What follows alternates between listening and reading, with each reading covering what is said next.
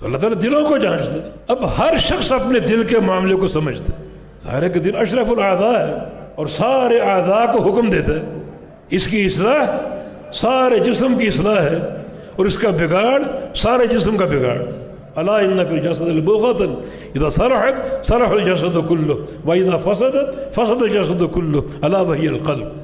انسان کے ڈھانچے میں ٹکڑا لوتھڑا ہے، وہ اگر درست ہے سارا جسم درست ہے، اگر وہ بگڑ گیا تو پورا جسم بگڑ جائے گا. وجہ کیا ہے؟ وجہ یہ کہ وہ ٹکڑا سارے اعضاء کا سردار. اس ٹکڑے کو خشیت سے بھر لو. اللہ کے نبی کا فرمان ہے التقوی ہا ہونا، التقوی ہا ہونا، تقوی ہا ہونا، 3 بار فرمایا. تقوی یہاں، تقوی یہاں، اللہ کا خوف یہاں ہے. اللہ کا خوف ظاہری لباس میں نہیں.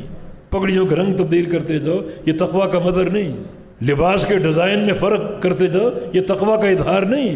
ظاہری حرکات و سکنات ان میں خشیت کو ظاہر کرنے کی کوشش کرو، یہ تقوی نہیں ہے. تقوی کا اصل محل انسان کا دل ہے.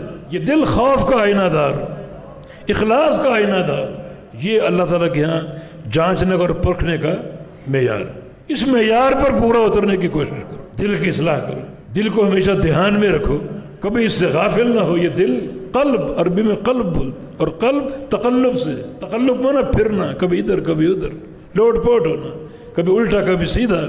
دل میں تقلب ہے، پھرنے کی، لوٹ پوٹ ہونے کی صلاحیت ہے. کبھی یہ کچھ سوچتا ہے، کبھی یہ کچھ سوچتا ہے. اس لیے ہمیشہ اس کو ایک دھیان میں رکھو، کبھی کوئی منفی چیز دل پر غالب نہ آ جائے، ورنہ دل زنگ آلود ہو جائے گا.